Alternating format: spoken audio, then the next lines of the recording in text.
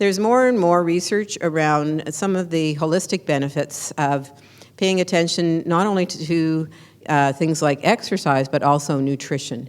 And so we know that that's an area that we wanted to venture into to provide you with some additional information and resources. So this afternoon is devoted to more of a holistic approach to managing your Parkinson's disease. And besides the speaker on nutrition, we also have a speaker on mindfulness. And that, you got a little bit of taste of that in terms of the power of the mind over the body and how you can actually, if you think something is good for you or you're enjoying yourself, you are producing some dopamine. So in a sense, that's what the mindfulness piece is focusing on. But for now, we're going to look at the what you can do in terms of what you're putting into your body besides medication. And so that is eating well with Parkinson's disease. And we have with us Elietha Bocskei, who is going to speak on nutrition. She is a registered dietitian. She holds a Master's of Science from the University of Victoria. And she's worked in a variety of clinical, community, research, and policy settings, including BC Cancer, the Victoria Native Friendship Centre, and Salvation Army. And she's really, as well, during that time, developed a passion for and contributed to healthy public policy and issues in health equity, especially around research on charitable food programs across Canada and food insecurity. She's currently on maternity leave this year. She does hold a position with the Ministry of Advanced Education, where she contributes to provincial health education planning and policy in Victoria, BC. So we have a presentation, and then similar to the morning speakers, there will be a question and answer period at the end of her presentation. So please join with me in welcoming Elietha. Okay, thanks everyone. I'm very happy to be here. As Jean mentioned, I'm an expert in nutrition. I'm a registered dietitian. I also have a personal interest in Parkinson's, as my mom has Parkinson's. So I wanted to be able to contribute and support this organization. With that, there may be some questions specifically that you have, perhaps even around medications and nutrition, that I may not be able to answer. That's my disclaimer. But I will provide you with some resources and folks that you can be in touch with if you have something specific that I can't answer. Or, even if you've heard the presentation today and sort of later on, have some different questions that come up. We do have a service in BC called HealthLink BC. And you may be familiar with the nurses there. They have a nurse line, they have pharmacists there, but they also have registered dietitians, and you can call them. It's a free resource in BC, and they have a lot of information. And actually, the presentation that I've put together today has been compiled by my colleagues there, as well as with the Dietitians of Canada, and they've sort of really compiled literature and sort of best practice across the world, really. New Zealand, Japan, US, Australia, compiled all of these sort of key practice points that I'm going to talk a little bit about today. So the information and education that I'm bringing has not been individualized at all. And it's not meant to replace any of the advice from your medical doctor or sort of individualized counseling that you may have had with a dietitian or that you may receive in the future. Because we know that really Parkinson's itself and the medication can cause nutrition concerns. So because this can affect really anything sort of related to, like Parkinson's can affect anything, the neurological sort of processes within your whole gastrointestinal tract, but can also affect the way that you're may become able to prepare meals and procure activities of daily living, this kind of thing. So I'm going to talk a little bit about that piece around sort of managing some of these symptoms. So again, the nutritional needs are very individualized. This is general information, and you may sort of find that as your Parkinson's progresses, you may experience different symptoms, and this presentation today is really intended to look at some of those things that you may encounter and where you can go to get help and some ideas there. So as we go through this, do want you to sort of hold your questions to the end, but if something, if you have a burning question or something's really not clear as I'm going through this, go ahead and raise your hand and we can sort of address it and not wait till the end, because then you probably forgot your question by then anyway. Okay. So I have divided the next sort of 40 minutes or 45 minutes or so, reserving about 10 to 15 for questions, into 4 categories. So first is about staying healthy. What can we do to optimize our health and well-being with nutrition by eating well? Second is how to keep your bones healthy. We know that studies have shown very high rates of vitamin D insufficiency and osteoporosis for people with Parkinson's. So we're going to talk about how you can optimize your nutrition to keep your bones healthy. Third, I'm going to go through sort of a series of different symptoms that are commonly typically experienced by people with Parkinson's, and some tips on how to sort of manage that. I talked about some of those things around sort of the gastrointestinal tract, but everything from constipation to difficulty swallowing, reflux, and often a speech-language pathologist or a swallowing assessment can be done along with a dietitian to sort of optimize that, looking at swallowing as well. And sort of the last section I've included is special considerations, but really this is looking at some of the things in the research. So you might have heard of sort of coenzyme Q10 or vitamin E. So I want to talk a little bit about these sort of different supplements, as well as a little bit about protein redistribution diets and a little bit about hypotension. So I'm going to include that at the very end.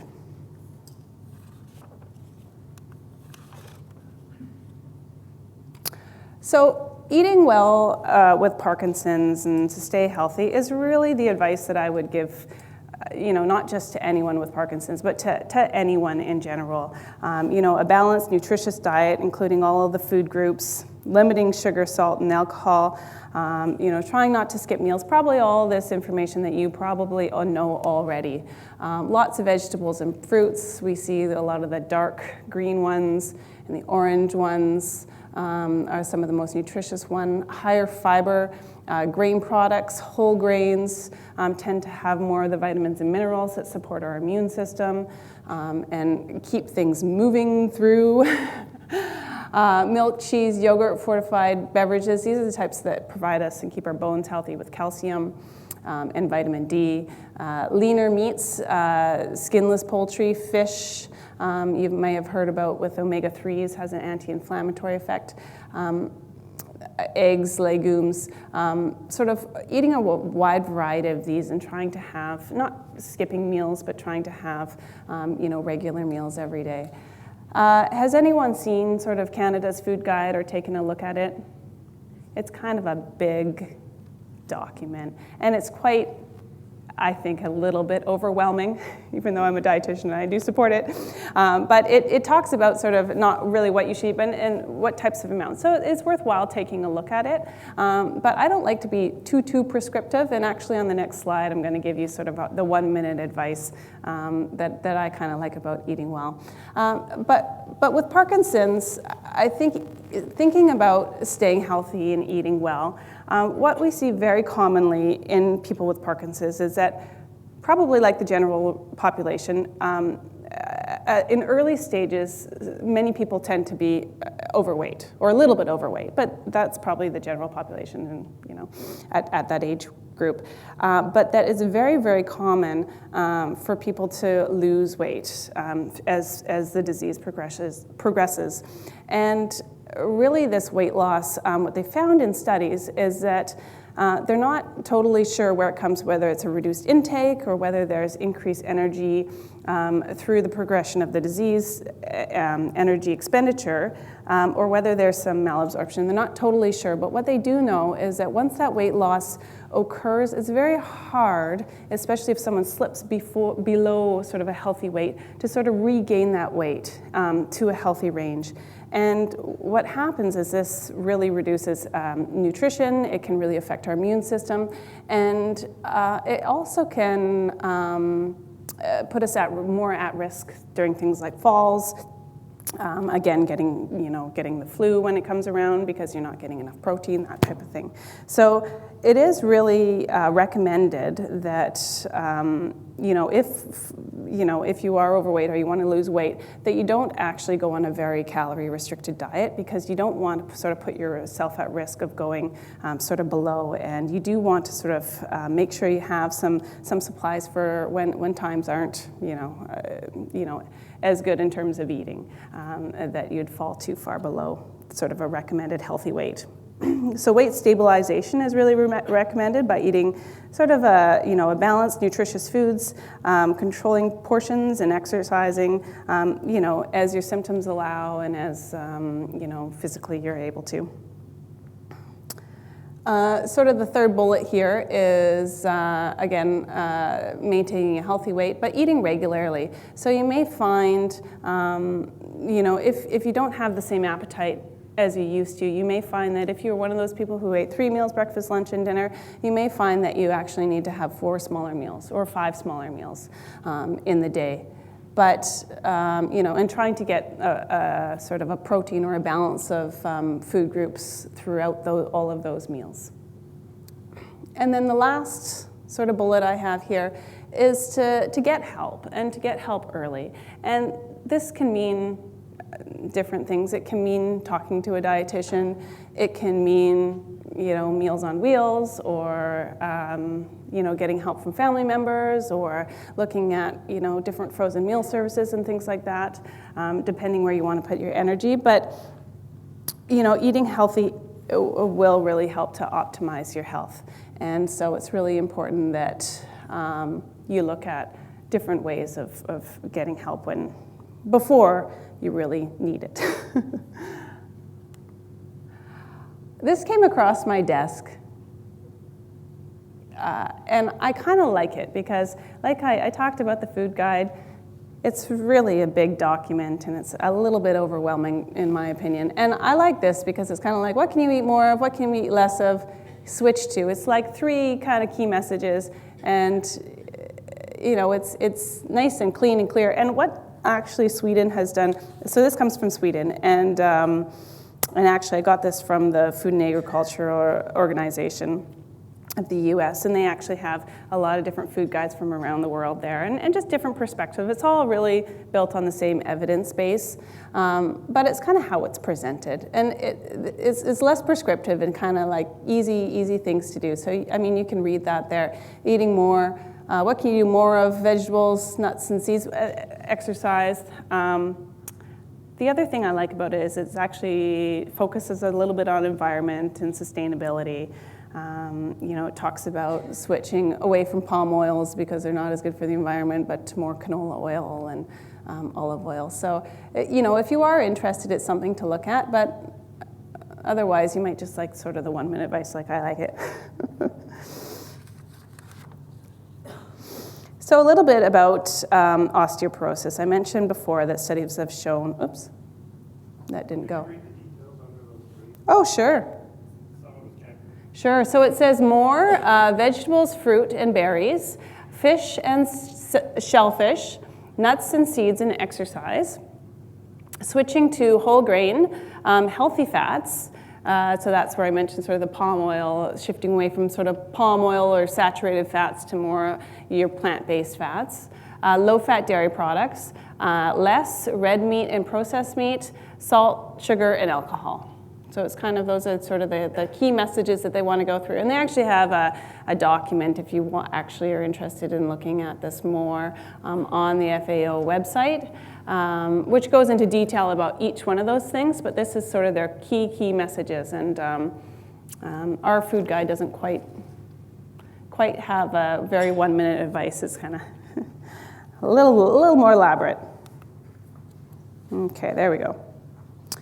So keeping your bones healthy, as I mentioned, people with Parkinson's are at higher risk of osteoporosis. So the recommendations for calcium, vitamin D are on the higher end of the recommendations, and this is to support bone health. So this is both from foods as well as from supplements. So what I'll talk about in the next slide is actually that for many people, getting this amount of calcium is achievable in a day, but typically vitamin D, it's a little bit harder to get. You might have heard of vitamin D as a sunshine vitamin, but it's beautiful out today, and we're inside. But it has been very rainy lately, and it's really hard for most North Americans to get enough vitamin D just from the sunshine alone. So I'll talk about some different food sources, but many people find that they actually need a supplement for vitamin D. And then the last one here is to aim for 30 minutes of weight-bearing activity every day. And this can be walking, dancing, whatever you can do, aerobics, and connecting with a physio definitely can help with finding what activity is going to work in your lifestyle. So calcium-based foods, I mentioned 1,200 milligrams a day. If you typically get about 3 to 4 servings of calcium-type foods in a day, you probably don't need a supplement. But if you're a person that doesn't eat a lot of dairy, basically dairy foods, it can be harder to, and you probably want to talk with a pharmacist at the local pharmacy to look at what kind of supplement is best for you. Typically a serving of calcium-type foods would be about a cup of milk. It can also be fortified soy or rice beverages, as long as they're fortified with calcium. Cheeses, you actually only need about 1.5 ounces of cheese to be considered like one serving. About 3/4 or a cup of yogurt is typically a serving. Milk and dairy foods are not necessarily your only source of calcium, but they're typically the easiest absorbed and easiest to get because they have a high amount of calcium. Broccoli is actually an excellent source of calcium, but a serving would be about a cup, or other green leafy vegetables. So again, if you're getting about 2 to 3 servings of dairy and then you're eating, dark leafy greens, almonds are another good source of calcium, then you're probably doing okay. If you do decide to supplement calcium, it's important that you don't over-supplement. So again, you can connect with your pharmacist about this. But if you're having amounts up to 2,000 or 2,500, it can actually be detrimental to your health. So you do want to get you don't want to supplement if you're already having a lot of these foods, and you don't want to over-supplement. There's not as many natural food sources of vitamin D. Again, the sun is an excellent source of vitamin D. We don't get it that much. Salmon is probably one of the best food sources of vitamin D, but again, it's not something that we can get every day. So vitamin D is a fat-soluble vitamin, and salmon's a very good source. Eggs are okay. 2 eggs would be about 100 IUs is the unit measure for vitamin D, but unless you're having, let's see, 2 times 6, you'd have to be having 12 dozen eggs a day, which you're not having a dozen eggs a day, to get the vitamin D that you need in a day. So it's very difficult. You're not having salmon every day. Milk does have some vitamin D, but again, a cup would be about 100 IUs. Comes close to the 600 to 800 that we recommended on the previous slide there. The 800 level is if you're 70 or over. The 600 is the recommendation otherwise.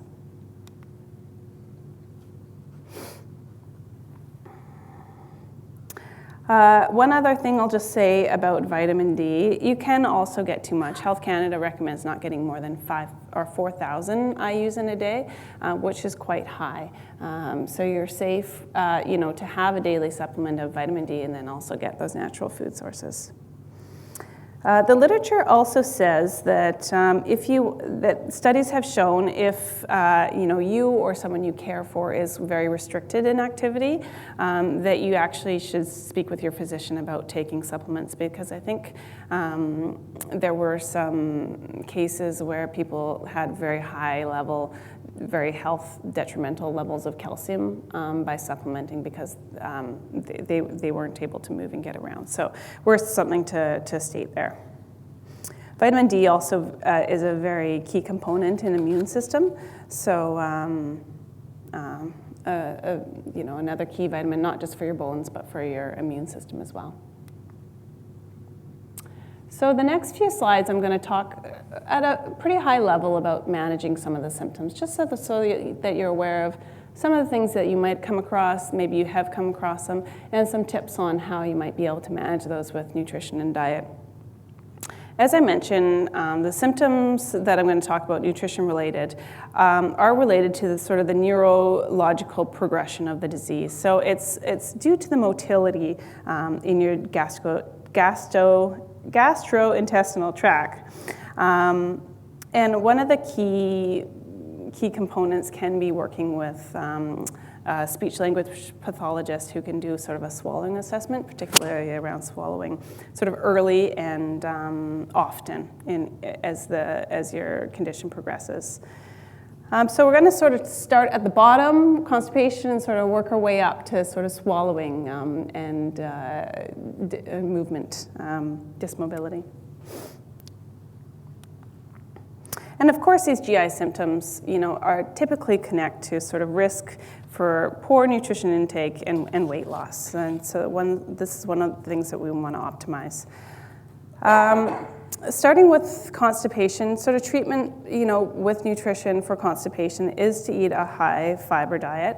We talked about that with healthy eating anyway, but it's extremely important if you are increasing the fiber in your diet that you can also get the amount of fluids that you need to make sure that fiber works well. Because if you just increase your fiber and you're not drinking 2 liters of water a day, you're going to actually have the opposite effect and become more constipated. And as well, exercise as often as you can help to keep things moving. I find even eating just a lot of vegetables and whole grains, it can be very difficult to get enough fiber to kind of keep things moving through. So sometimes like all bran or bran buds can be really a good way to get the fiber in. But again, that high fiber shouldn't be consumed unless you can get that fluid in. And often people, go to medication in order to treat constipation because nutrition alone isn't enough, but sometimes you can just manage it with nutrition alone. One of the other things I was going to mention about constipation has slipped my mind, so I'm not going to talk about it. Reduced gastric motility, so sort of moving up the GI, so we talk about the lower bowel, talking about the stomach as well. So what can happen is that your stomach actually may not empty quite sort of in the same manner as it did as your disease progresses. And so this can lead to sort of poor appetite or some nausea. Again, I mentioned before, if you don't have that same appetite, small, frequent meals can be the best way to achieve the same sort of nutritional intake. Try to have each of those small, frequent meals with a protein-based food like a meat or a dairy product, just to ensure that you get a balance of nutrition and balancing your blood sugars over the day. Ginger ale can also reduce nausea. Often nausea can be related to medications. A change in medications or a start of medication, which often resolves on its own, but taking medications with a small meal or a snack, and probably your physician has spoken with you about that. Heartburn, reflux, and bloating. Again, this can be a symptom of this sort of delayed gastric emptying or dysmobility in the gastrointestinal tract in the stomach, but it also can be related to sort of swallowing and this reflux. Small, frequent meals, again, can be really helpful here because it's not such a load on the stomach. Limiting or avoiding alcohol, caffeine, or carbonated drinks can often help with reflux as well. And heartburn. Sitting upright after meals, sometimes up to an hour after a meal, can really help with heartburn. And limiting any foods that might trigger symptoms. So here is listed spices, peppermint, chocolate, citrus juices, onions, garlic, tomatoes. These are some of the foods that can commonly cause reflux or heartburn. But a lot of people find that like a food diary can help to sort of identify which foods are causing which symptoms, and you may find that avoiding some of these can help. And then the last comment here is that straws or sucking on hard candy can actually contribute to gas and bloating. So you might find that by not doing that can help with those. Difficulty swallowing. This difficulty swallowing is really individualized, is highly individualized. So I'm not going to talk too much about it here, but typically it's best managed using a speech-language pathologist to do a swallowing assessment early on, and then to reevaluate that swallowing sort of over time, and then really working, if you can work with a dietitian to look at, together with the swallowing assessment, to look at how you can sort of maximize the foods that you like, and making those work within sort of the restrictions that you need.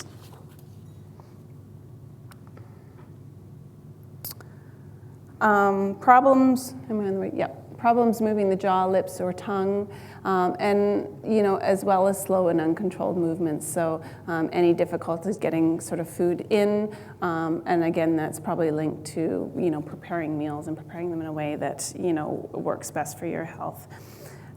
So you can see here, sometimes softer foods work better. Sauces and gravies tend to work well for people that have difficulties sort of moving their jaw, lips, and tongue. Different textures of foods, so even mincing foods can be, better. Not skipping meals, again, sort of smaller, more frequent meals, allowing lots of time to eat, so a quiet setting. Sometimes people can be quite self-conscious, so it's nicer to have meals at home rather than out or with lots of company. Again, smaller portions of pre-cut foods and finger foods can be the best ways to sort of, and tips to manage these symptoms.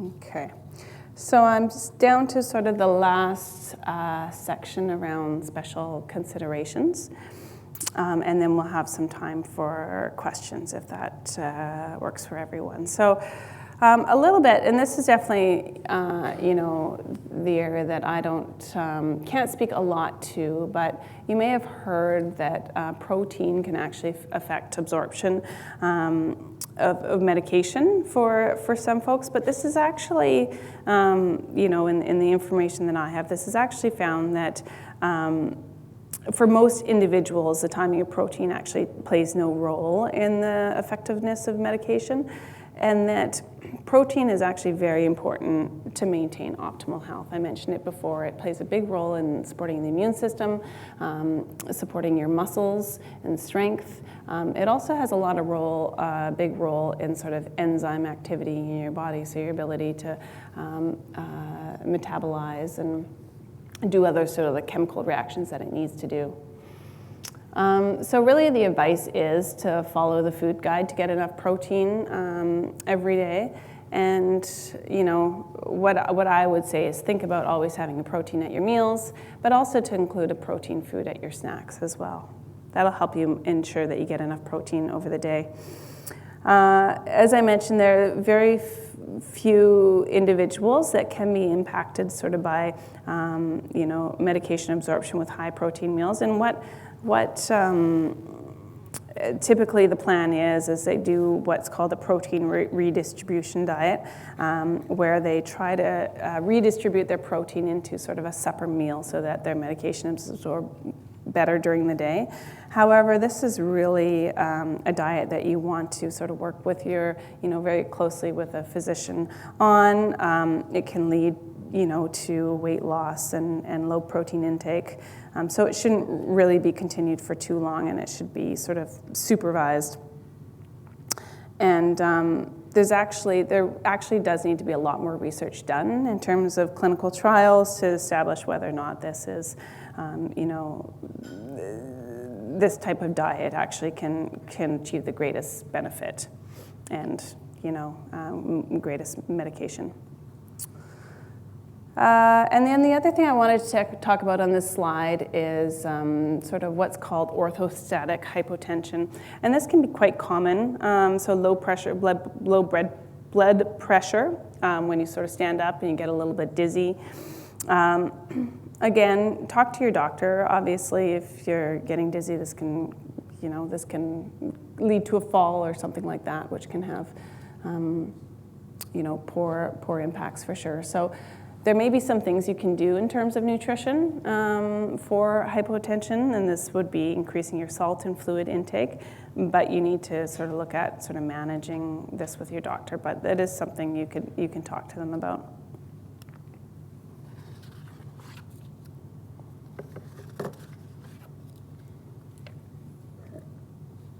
The last thing I wanted to talk about is some of these what you may call sort of wonder foods or supplements. You may have seen this in a journal, or a friend may have showed you something about this. And the thing that is sort of always hard to translate is sort of the evidence and the scientific studies, and then translating that into what we should recommend for everybody. And that's an extremely hard thing to do because sometimes studies can be 10 people, right? We need sort of consistent, big studies, with certain amounts, to really kind of recommend to everyone that we should, absolutely take this. And then there's also other confounding factors. So depending on the group and the control group, there's lots of other things that can affect how Parkinson's progresses, and even prevention. Some of the literature looks at prevention as well. But some of the key foods that you may have heard of is the first have up here is coenzyme Q10, which is a naturally occurring coenzyme in our body. And they found that individuals with Parkinson's can have low plasma levels, so low levels of this coenzyme Q10 in our blood. However, only some small trials have demonstrated some benefits of actually supplementing this coenzyme Q10 to slow the progression of Parkinson's. So they found some benefits, but they actually did a recent large trial, and they didn't find any benefits of actually having coenzyme Q10 at about 1,200 milligrams a day compared to sort of a placebo group. And they looked at it over a 3-month sort of patients with the mid-stage disease. So long-term trials are really needed to look at sort of the highest effectiveness dose, and they want to look at sort of 2,400 milligrams a day to really provide that kind of recommendation to take supplements of coenzyme Q10. So really, the recommendation is that we need more evidence to really say that this is going to have a benefit. The second one here, creatinine, again, it's sort of a naturally occurring in the body. It supplies energy to the muscle. Some early evidence suggests that there's a possible benefit of creatinine in lowering the progression of the disease with early stage Parkinson's. A large clinical trial is actually underway right now to determine the effectiveness of creatinine. So again, they don't have sort of the type of evidence that they'd like to have in order to give that sort of population recommendation. Vitamin E is not naturally occurring in our body. It's something that we get from diet. We typically get vitamin E from things like, it's a fat-based vitamin, fat-soluble vitamin. So it's often in things like avocados, like plant-based foods, avocados, very high in almonds. The recommendation is that, again, they looked at the sort of a large clinical trial, and the supplements, vitamin E supplements, appeared to have no benefit in delaying the progression or improving motor function of people with Parkinson's disease. So consumption of vitamin E-rich foods are recommended for individuals with Parkinson's, as a diet rich in vitamin E has been shown to be protective.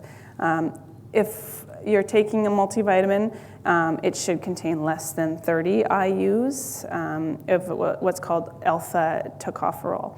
which is vitamin E. So it should really have less than 30 IUs of vitamin E, as well as food sources.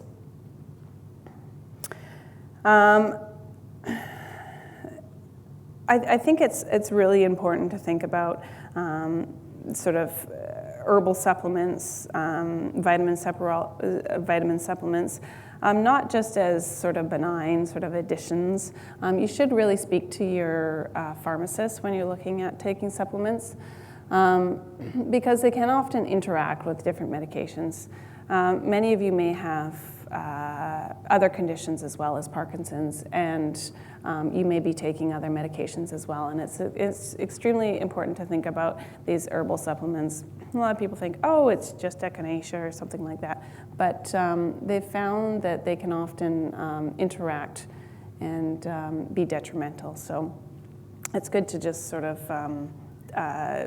include those in your conversations. And so sort of the last bullet here is just the best advice is to eat a balanced, nutritious diet. If you're finding that you can't eat as well as you'd like to eat, absolutely a multivitamin can be just fine.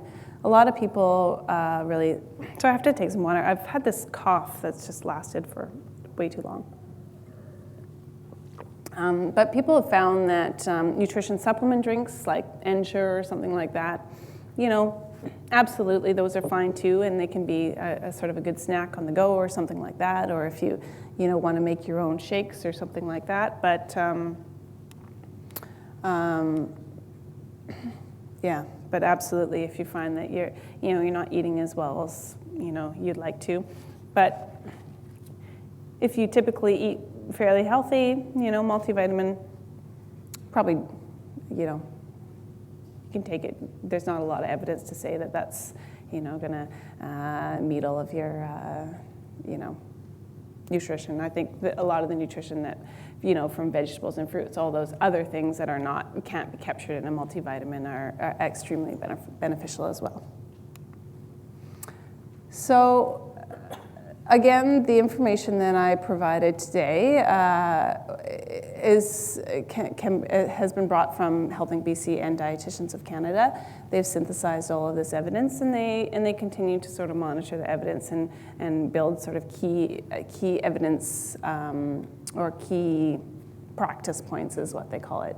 If you're looking for more information, you can absolutely call and speak to a dietitian free of charge. And you can also find some of what's called sort of health files or information on their website. This is 2 health files here for managing constipation and 1 for calcium and vitamin D. If you want to look at how you're doing in terms of calcium and vitamin D for bone health. Dietitians of Canada also has a number of resources on their website as well. And you can also look on Dietitians of Canada website to find sort of a local dietitian if you actually wanted to have sort of an in-person consultation with a dietitian in your community. So that's actually 45 minutes. So that's kind of what I was hoping to do in terms of time. So I can open it up for questions now. I have a few things up here that I thought you might have some questions about.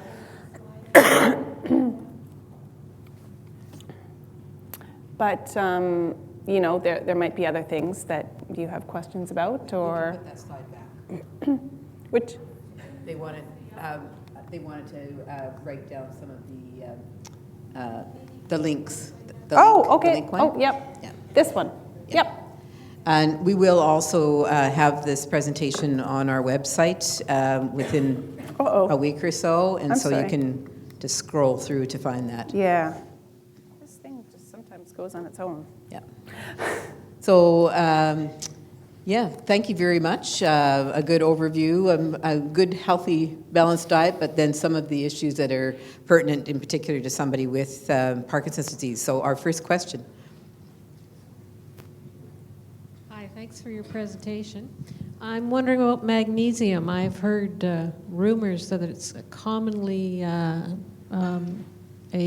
nutrient that we're short of or low in. in our diets? Yeah, when we've looked at sort of population nutrition surveys, and we've done one in here in BC as well as one in Canada, and overall we do see that people, it seemed anyway from this sort of population study that a lot of people were not getting enough magnesium.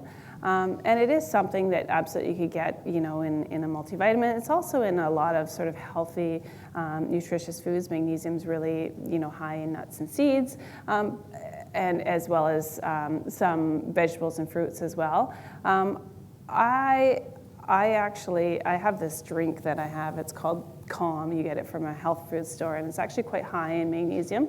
And I was getting some leg cramps. I was actually pregnant, and I was getting leg cramps, and I started taking this in the evenings, and my leg cramps completely went away. So I think that I was not getting enough magnesium. So, absolutely you could, if you sort of, you're not going to get too much magnesium if you were to take a supplement. So yeah, absolutely. I think they said about 40% of people are not getting enough magnesium. Magnesium's not so easy to absorb. Oh, okay. So. Yeah. I'm not absolutely sure about that, but I haven't heard about those. Has anyone else tried that at all? I'll just repeat what she said. She said she uses Epsom gel to rub on your arms, that it absorbs through the skin instead of an oral. Is that what you were saying? Yeah. Mm-hmm. So, and has anyone else ever heard of a magnesium product of that nature or using it? I wonder if I could make some comments in the spirit of multidisciplinary care. Just to cover a few things. First of all, about the magnesium. This is kind of a hot topic. One of the problems with magnesium is it's a very small molecule, and when you eat it, it tends to stay in your gut and give you diarrhea. That's why it's milk of magnesia, right? Because that's how it works. So, but there is some evidence that the brain is deficient in magnesium, mostly due to our Western diet. And the reason we're familiar with this is we teamed up with a professor from China and from Stanford, and they've done some very nice basic science work on showing that at least in rats that have Alzheimer-like symptoms, increasing their magnesium levels improves or reverses many of their symptoms. And they were very interested in doing a study in Parkinson's, and they sought us out because we were doing the imaging in Parkinson's. So they've got this material that's called Magtine, and it's a supplement that's only available in the US. And what it is basically vitamin C that's glued with magnesium, and it crosses the blood-brain barrier. And they've done some preliminary trials in the US for people with Alzheimer's that have been very positive, but they also want to do trials in people with Parkinson's. So we were eager about this, and we tried to bring it up in Canada, but we ran into all sorts of roadblocks because I wanted to do a study in, 20 people with Parkinson's, and they thought I was a big multinational pharmaceutical company that was trying to market this stuff in Canada, and everyone's saying, you have to speak to Health Canada to get it approved and so on. So, I was just trying to do a small study where we could image people and because we have various imaging techniques where we can estimate the amount of magnesium in the brain. And so we wanted to do a study that, first of all, A, showed that there was deficiency of magnesium in people with Parkinson's, and then B, after taking this Magtine, that it would, normalize this. Unfortunately, we're still in the bureaucracy and red tape in Ottawa trying to get that approved. The people who make this stuff in the U.S. are kind of, I don't have the time to do that, so they're kind of doing all the sort of regulation hoops. But I think magnesium deficiency could be a very hot topic in neurodegenerative disease. So I think it is true to look at that. And I wonder if I could just pick up on some of the other things that you mentioned. So for some of the problems with the gastric slowing, those were excellent suggestions you gave. I will mention that there is a medication that can help this. It's called domperidone, not the champagne Dom Perignon, but domperidone. The trade name for that is Motilium, and often that is used. We give it to people a half hour before they take their levodopa medication, and it helps propel the food along, and that is sometimes helpful. And then I wonder if we should also, just between the two of us, clarify what you meant with the protein, because I had mentioned the protein earlier. Oh, good.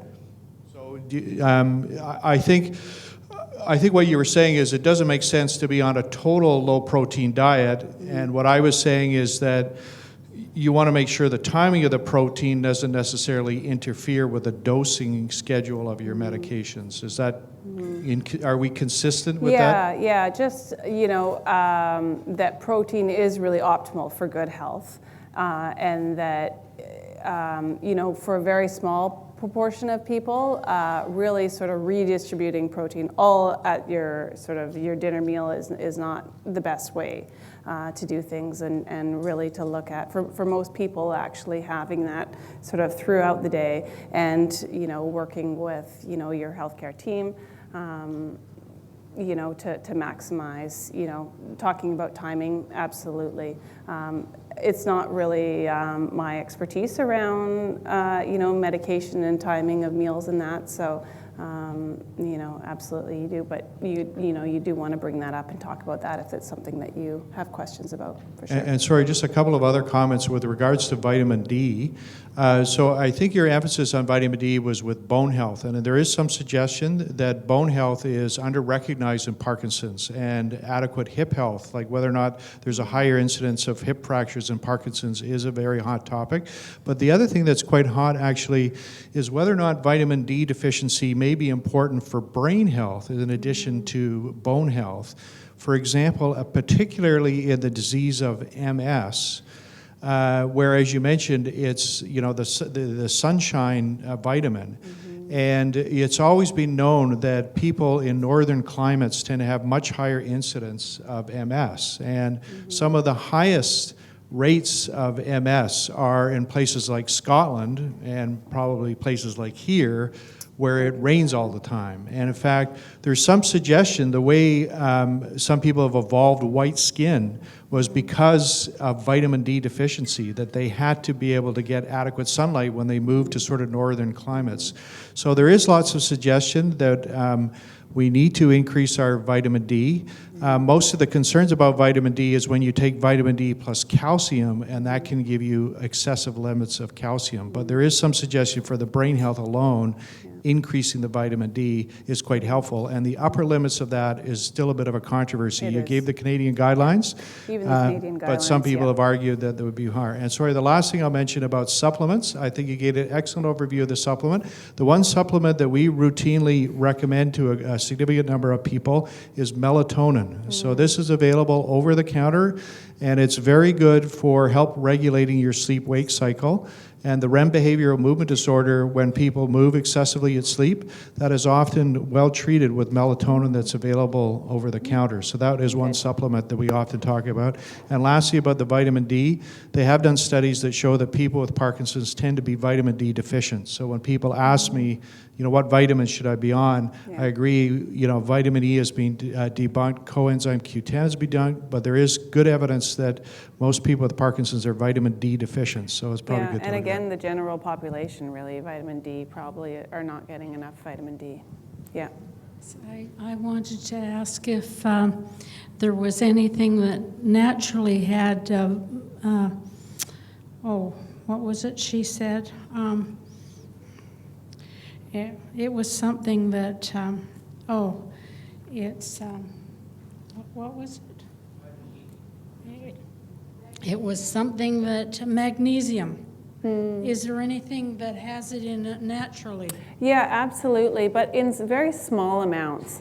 And as I think it's Martin there had mentioned, our diet, sort of a very whole-based diet, so focusing on, some of the things I talked about, fresh fruits and vegetables, nuts and seeds, whole foods, tend to be quite high in magnesium. But what's happened with sort of this North American diet is that a lot of these products have been taken and sort of refined, and then magnesium has been removed. But a lot of those whole foods, fruits and vegetables, nuts and seeds, they all have sort of various amounts of magnesium.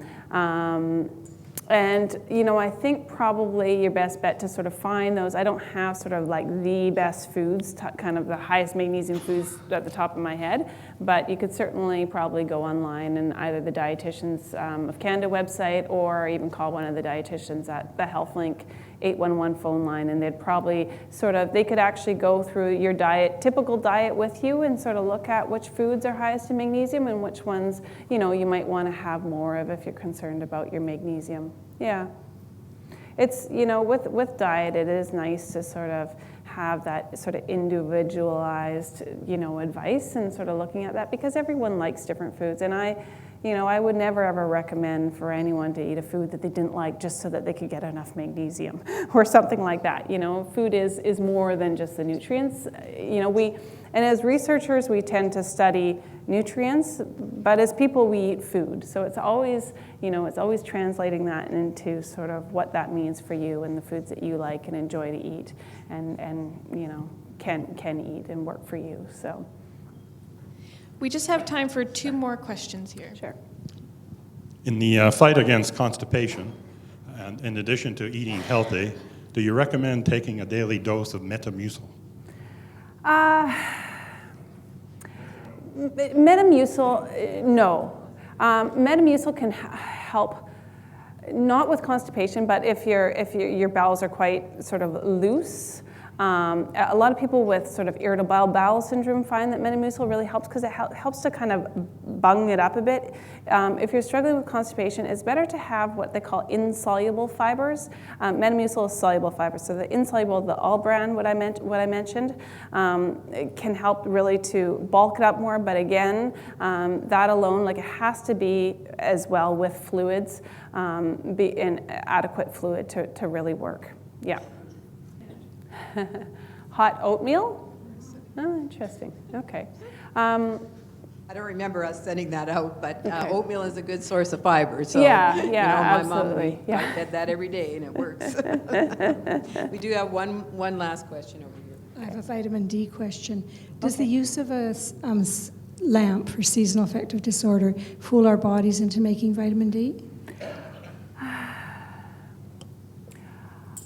I don't totally know, but I don't think so. I think we do need to supplement. I think that vitamin D is specific to the sunlight.